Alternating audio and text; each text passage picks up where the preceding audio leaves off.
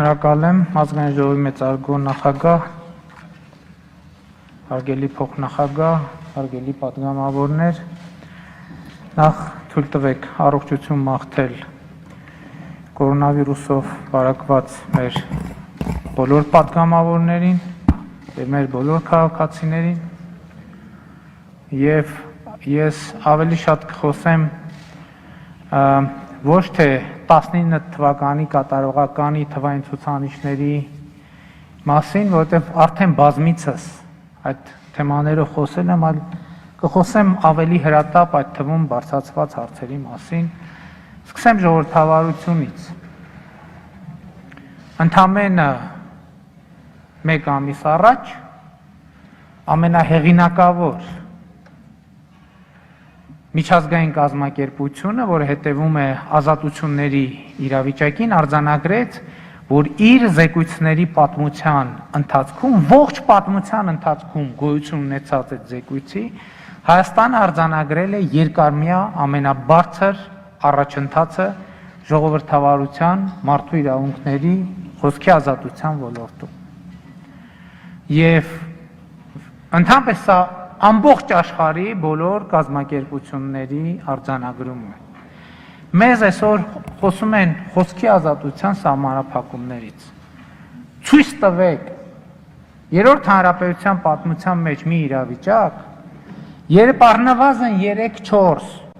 եթե ոչ 4-5, եթե ոչ 6-7 հեռուստաալիք կամ հեռուստաալիքով առավոտից իրիկու ինչքան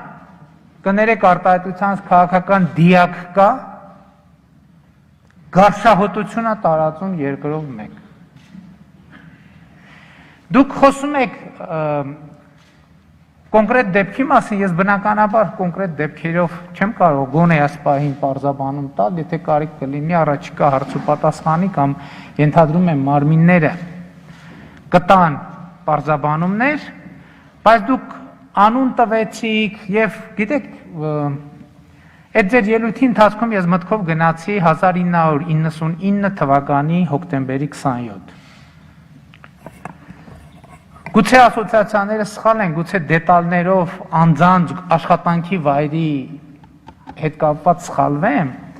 բայց 1999 թվականի հոկտեմբերի 27-ին ոչ անհայտ կուսակցությանը պատկանող, ոչ անհայտ թերթի վերջին էջում, որտեղ եթե չեմ սխալվում, աշխատում էր ձեր հիշատակած անձը կամ գուցե չէր աշխատում, էական չի,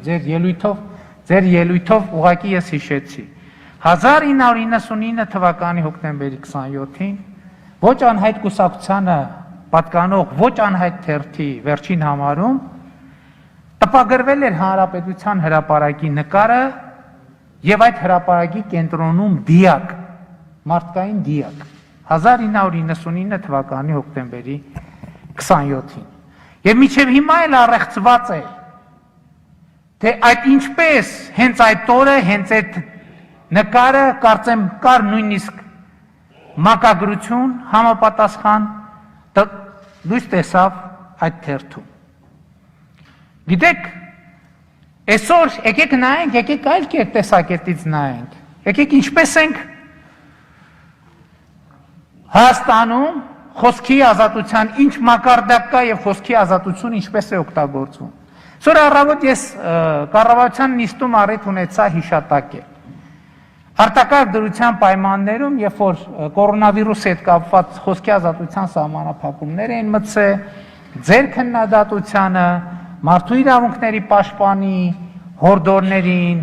նաև այլ հորդորների մենք ականջալուր լինելով եւ նաև ելնելով այն կախավարկածից, ասելով լավ ի վերջո սա իսկապես համազգային հարց է, սա ու կառավարություն ընդդիմություն հարց չի։ Հանեցինք խոսքի ազատության սահմանափակումները կորոնավիրուսի հետ կապված։ Եվ տեսեք թե ինչ սկսեց դրանից հետո։ Եվ այսօրվա իրավիճակի կարևորագույն պատճառներից մեկը հենց դա է, հենց կառավարության կայացած, այ որ ասում են սխալ, ինչ է կարե սխալ, այդ են կարե սխալ, ձեր հորդորներով, նաև ժողովրդավարական կառույցների հորդորներով, որ հանեք, որ մարդկանց այսօր այդ մամուլի ազատությունը, այդ սոցիալական ցանցերի ազատությունը, որից մենք չենք պատրաստվում հրաժարվել, բայց մենք չենք հրաժարվում բարձրաձայնել այդ մասին։ Մարդկանց մղում են մահվան։ Ընդ որում մարդկանց մղում են մահվան այդ իմ ասած գարշահոտությունը տարածող ուժերի ֆինանսավորմամբ։ Որովհետև այդ գարշահոտությունը տարածող ուժերը համարում են, որ ինչքան շատ մարդ վարակվի Հայաստանում կորոնավիրուսով, ինչքան շատ մարդ մահանա, այնքան իրենք ավելի բարձր հնարավորություն կունենան խոսալու։ Խոսում են թերթերի մասին, այո ասել ենք և ասում ենք։ Հայաստանի Հանրապետությունում կուսակցությունները, լրատվամիջոցները, հասարակական կազմակերպությունները պետք է լինեն 100%-ով թափանցիկ, որ այդ ձեր ասած նախկին նախագահ կոչվածները իրենց թալանած փողերով չբերեն, ֆինանսավորեն ֆեյքերի դասակներ, գումարտակներ և այլ լրատվամիջոցների Հայաստանի նկատմամբ հիբրիդային, Հայաստանի ժողովրդի նկատմամբ հիբրիդային պատերազմ մղելու համար։ Մենք այդ թվում հասարակական կազմակերպություն, այդ չհասկացա, ինչի պետք է կառավարությունը լինի 100% թափանցիկ, իսկ մյուսները պետք է չլինեն, այդ որտեղ է գրված։ Այստեղ այս ամբիոնից խոսում են ֆեյքերի մասին, ֆեյքերի չգիտեմ ինչի մասին, այն մարդիկ, ովքեր աշխատավարձերով, գումարտակներ, դասակներ, 3500 ֆեյք ունեն իրանց տիրապետության տակ, որը ղեկավարում է ազգային ժողովի պատգամավորի կողմից։ Այդ ով ասել է, որ ժողովրդավարությունը մեզնից եք պաշտպանում։ Ոչ մենք պետք է ժողովրդավարությունը պաշտպանենք ոմանցից, որովհետև ժողովրդավարությունը ամենաթողություն չի։ Ժողովրդավարությունը պատգամավորների ղազագիր գրել տվող կուսակցությունների հույսին չի կարող մնալ։ Այդ ասում եք քաղաքական հետապնդում։ Այդ տեսել ենք 30 տարի քաղաքական հետապնդում, այդ որտեղ եք տեսել, որ քաղաքական հետապնդման զոհին դատարանը հրաժարվի կալանք տա, բայց մեզ ինչի չէին հրաժարվում կալանք տալ, բայց այն չէ, չենք կալանավորում, վզները կոլորեին 5 րոպե, սեղանի տակից դուրս չէին գալիս, առավոտից իրիկուց ճամարտակում եք հակակշիռների և փողզսպումների մասին, ինչ ասում են հակակշիռ և փողզսպում, հակակշիռ և փողզսպումը 4 ակնանի տրակտոր է, թե ծանիվ է, բայց ստեղ կա ուրիշ պրոբլեմ, պետք է հասկանանք այդ դատավորներն ովքեր են, էլի եմ ասում, այո, մենք ապօրինի ազդեցություններից հրաժարվում ենք դատական համակարգի նկատմամբ, բայց դա նշանակում է, որ այդ հին ազդեցության համակարգերը պետք է շարունակեն գործել, ոչ չեն գործելու, թող դրսևորվեն և ցույց տանք, թե ով է։ Եվ գնալու ենք, այո, բարեփոխ մենք էլի ասելու են, բաղա ինչի միջև հիմա դատարանների հարցը լուծված չի։ Լուծված չի մի պարզ պատճառով, մենք չենք ուզեցել և չենք ուզում խամաճիկային հին համակարգը փոխարինել խամաճիկային նոր համակարգով։ Մենք ուզում ենք, որ երկրում լինի իրական անկախ դատարան։ Այն դատավորը, որ իր համոզմունքով և խղճով և առանց կողմնակի ազդեցությունների և առանց հին կոռուպցիոն կապերի և առանց հին կոռուպցիոն նոստալգիայի կկայացնի որոշում,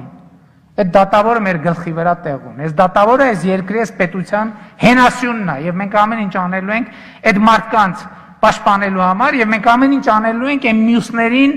դուրս շպրտելու համար դատական համակարգից։ Եվ ոչ մի բան մեզ չի կանգնեցնի։ Եվ իմիջայլոց ասեմ, ձեր վկայակոչած դատական ակտում դատարանը առնվազն հիմնավոր կասկածը հաստատել է, որ կա հիմնավոր կասկած։ Եվ էլ չեմ ասում, ես զարմանում եմ։ Այսօր խոսում եք, ասում եք քաղաքական ուժը բոյկոտել է իշխանությունը չի մտածում։ Քաղաքական ուժը իմ գնահատմամբ ինքնա ոչնչացվել է, որովհետև այս ամբիոնից երբ որ լուրջ դեմքով ասվում է մի բան հերքվում է մի բան, որ Հայաստանի Հանրապետության բոլոր քաղաքացիները գիտեն, բոլորը գիտեն առանց բացառության։ Այսինքն նորություն է, որ Հայաստանում կան քաղաքական ուժեր, որ ընտրակաշառք են բաժանել, եւ նորություն է, որ Բարգավաճ Հայաստան կուսակցությունը ընտրակաշառքով է ընտրվել։ Նորություն է որևէ մեկի համար։ Եվ երբ որ կանգնում ես ամբիոնից, այս ամբիոնից ասում ես մի բան, որը բոլորը գիտեն, որ այդպես չի, դա նշանակում է ինքնաոչնչացում։ Իրանք այսօր այստեղ չեն ոչ թե նրա համար, որ հետապնդվում են, այլ իրանք այսօր այստեղ չեն, որ չկան այլևս։ Չկան այլևս, որովհետև ժողովրդի աչքերի մեջ նայող եւ սուտ խոսող քաղաքական ուժը Հայաստանում քաղաքական գործունեություն չի ծավալելու։ Չի ծավալելու, չի կարելի ժողովրդին ձեռ առնել։ Եվ ասեմ, ովքեր ճշմարտությունից դուրս են խոսում, նրանք չեն կարողանալու։ Այո, այսօր տեղի է ունենում ամենամեծ բարեփոխումը Հայաստանում։ Քաղաքական դաշտի բարեփոխումը տեղի ունենում։ Եվ նրանք, ովքեր կուլիսներից մարիոնետների նման կառավարվել են, այլևս Հայաստանի քաղաքական դաշտում տեղ չեն ունենալու։ Եվ նրանք, ովքեր կուլիսներից մարիոնետների են կառավարել, նրանք այս քաղաքական դաշտում տեղ չեն ունենալու։ Եվ այո, թույլ տվեք կանխատեսել։ Հաջորդ խորհրդարանական ընտրություններում, հաջորդ խորհրդարանում տեղ են ունենալու միայն ու միայն այնպիսի քաղաքական ուժեր, որոնք աներկբայորեն պաշտպանում են 2018 թվականի ոչ բռնի թավշյա հեղափոխության, ժողովրդական հեղափոխության արժեքները։ Սա չի նշանակում, որ լինելու է, այսօր այդ ուժերից էլ կան, որ մեզ քննադատում են։ Ամենամեծ քննադատելու տեղը իրանք ունեն։ Եվ ամենաշատը իրանց քննադատությունից ենք մենք նեղվում։ Չենք նեղանում, նեղվում ենք։ Որտեղ նրանք քննադատում են, լավ են անում, որ քննադատում են, ապագան իրանցն է։ Այսօր շատ է խոսվում նրա մասին, ով ապագա իշխանությունը, ով ապագա ընդդիմությունը, ապագա իշխանությունն էլ, ընդդիմությունն էլ, այս դահլիճի 100% են ուժերն են, ովքեր կանգնել են եւ ժողովրդին վերադարձրել են իշխանության։ Դրանից դուրս որևէ մեկը այս խորհրդարանում տեղ չի ունենալու։ Որևէ մեկը այս խորհրդարանում տեղ չի ունենալու։ Եվ ես ասում եմ ոչ թե որպես վարչապետ, ես ասում եմ որպես Հայաստանի Հանրապետության քաղաքացի։ Եվ ինձ իրավունք եմ վերապահում, ասել ես առնվազն մյուսներից մի քիչ ավելի լավ եմ ճանաչում մեր ժողովրդին։ Որտեղ մենք մի քիչ ավելի լավ ենք ճանաչում մեր ժողովրդին մյուսների համեմատ։ Եթե այդպես չլներ, մենք չէինք կարողանա այսօր այս կազմով գտնվել այստեղ։ Որտեղ այն բոլորը երբ որ մտածում են, որ ժողովրդին կոտրել են, վերջնականապես խաբել են, ժողովրդի պայքարի ապրելու կամքը կոտրել են, այդ մարդիկ սխալվեցին եւ հրապարակային խոստովանեցին այդ սխալները։ Հիմա էլ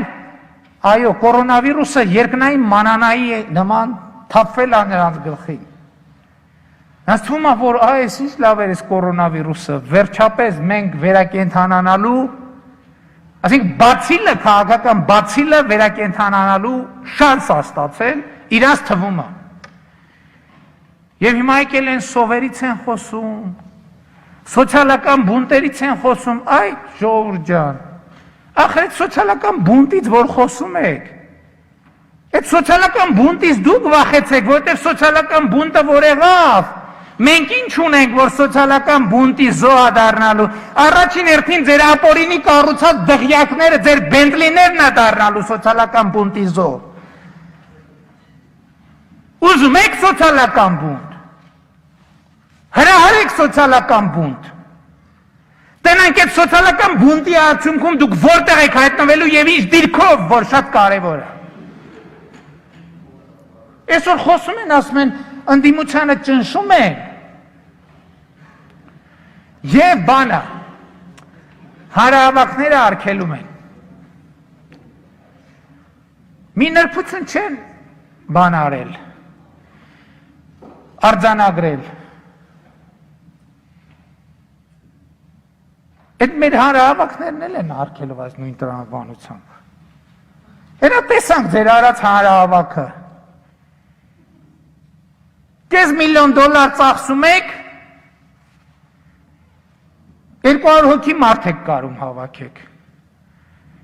Կեսին է սպառնալով եւ այլն, եւ գալիս եք առած դիմակների կանգնում եք, ասում եք, չկա կորոնավիրուս։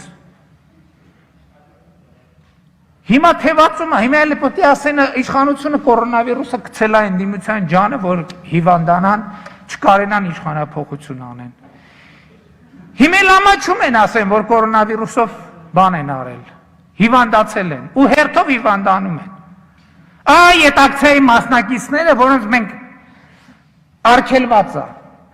Բայց հանրահավաք կանենք, ես կան, բա որ մենք արինք հանրահավաք։ Այդ դուք մեկ ձեկել եք հանրահավաքով եք վախեցնում։ Դուք եկեք մեզ փողով վախեցրեք։ Դուք եկեք վախեցրեք մեզ թալենելու ձեր կարողությամբ։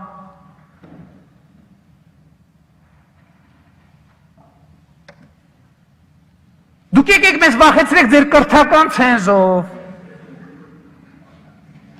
Այդ վախենալու բանը իրոք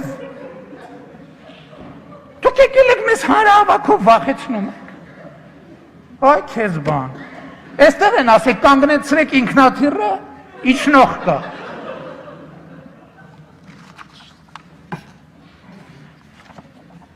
Քրեական գործերի մասին։ Հիմա էլ ասում են, բա, եթե այդ խուզարկությունը եղել է փետրվարին, բա ինչի միջև հիմա պատշաճ քննություն չի արել, բա ես էլ եմ էդ ասում։ Ով ասում, որ այդ հարցը դուք եք տալիս, այդ հարցը ես եմ տալիս առաջին հերթին։ Եվ այդ հարցը պետք է պարզաբանվի։ Եվ այդ հարցը պարզաբանվել է, եւ այդ հարցի պարզաբանման արդյունքում է, որ նաեւ կայացվել են կոնկրետ որոշումներ, բայց ես տարի ու կես ասում եմ իրավապահ համակարգը պատշաճ ձևով չի քննում կոռուպցիոն եւ հարակից գործերը։ Բայց դրա մասին ենք ասում։ Քիչ հասկացա, կաշառքներ բաժանեն, երկրի կեսը սեփականաշնորհեն։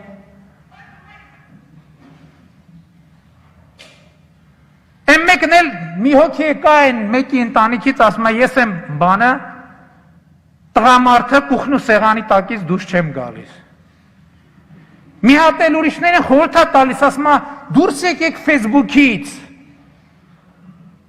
եւ հաղորդակցվեք իրականության հետ, այ դու հենց կուխնուց դուրս արի, նոր ուրիշներին Facebook-ից դուրս գալու խորհուրդ տուր։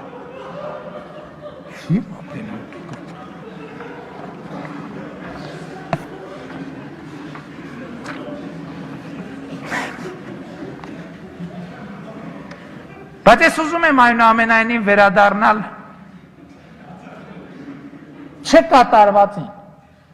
չկատարվածին։ Այնմիջայլոց կապիտալ ծախսերի մասին, որ խոսում եք, ինձ թվում է, թե ես եմ խոսում։ Որովհետև կներեք, չնեղանաք էլի հանկարծ։ Բայց դուք սկսել եք այդ կապիտալ ծախսերի մասին այդ հարցադրումներով խոսել։ Այն մի քանի իմ վարած խորհրդակցությունից եւ իմ հրապարակային ելույթներից հետո, երբ որ ես ճշգրիտ այդ նույն բանը ասել եմ, հա ճիշտ եք ասում, բայց այդ նույն կապիտալ ծախսերի, եթե այդ ուղղությամբ ենք գնում, բայց այդ բանի բանկային երաշխիքի մասին ինչի եք անընդհատ խոսում, ժողովուրդ ջան։ Որովհետև դա ամենակարևոր գործոններից է, որ մենք չենք կարողանում կապիտալ ծախսերի որակը բարձրացնել եւ կատարողականը բարձրացնել։ Որովհետև գալիս են մրցույթ են հաղթում, 1 միլիոնանոց գործը գալիս են 30,000-ով հաղթում են, հետո չեն անում, հետո անում են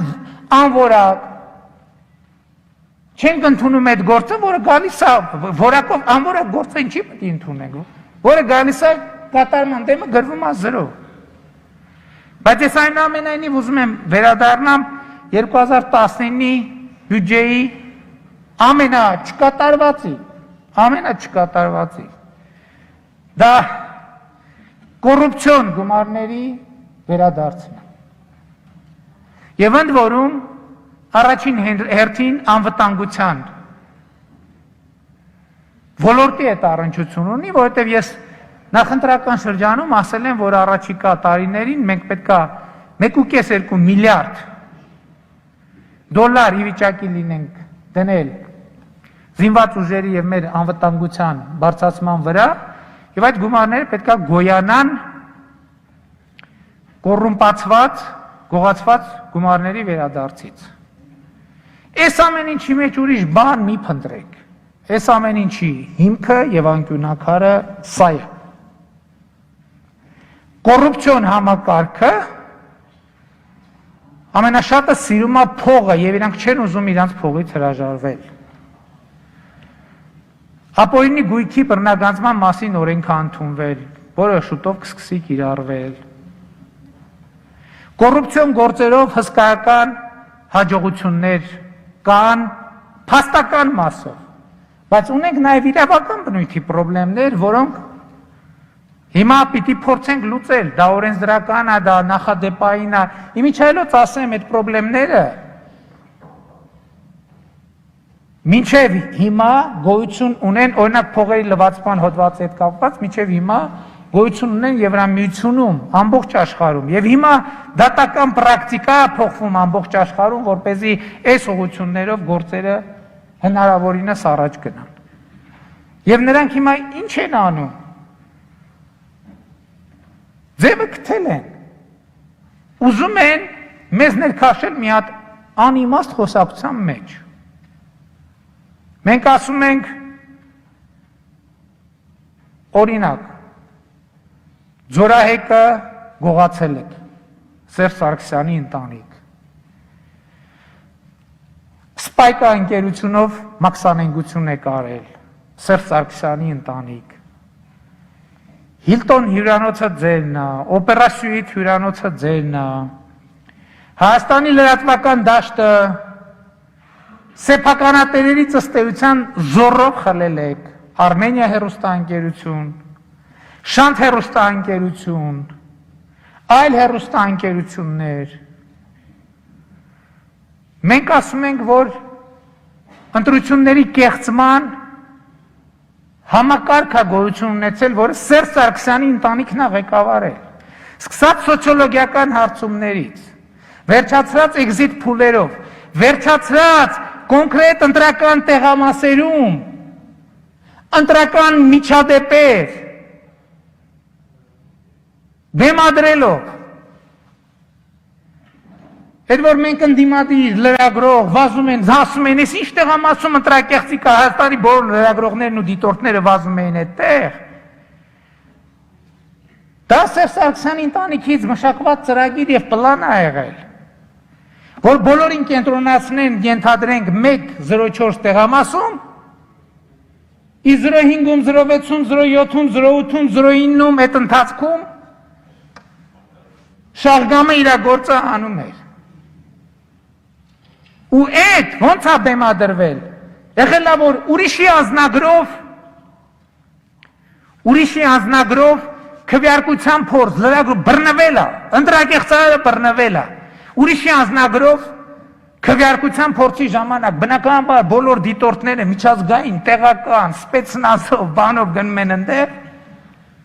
վերջում ինչ է պարզվում, պարզվում է, որ 50-ամյա քաղաքացին սխալմամբ վերցրել էր կնոջ անձնագիրը։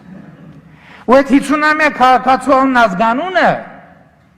նախապես որոշված է եղել Հանրապետականի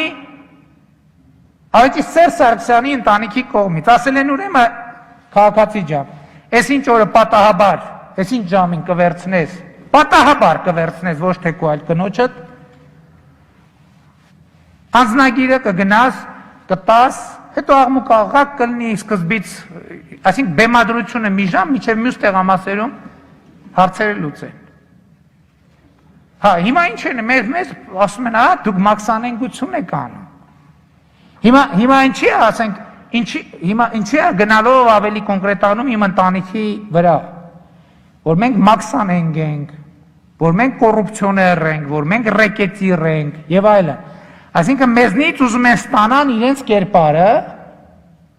պատկերացրիք, չէ՞, իրենք հասկացել են, որ իրենց կերպարն է հեղափոխության հիմնական բանը, շարժիչ ուժը։ Իրանք քանի որ ուզում են հեղափոխություն անեն, ուզում են, որ այդ ազատ լրատվամիջոցների ձեռամբ ինձնից կերտեն Սերժ Սարգսյան, ինձնից կերտեն մի հատ իրանց նման մի հատ չարժի չէ բառը ասել ազգային ժողովի ամբիոնից, մի հատ եղկելի կերպար,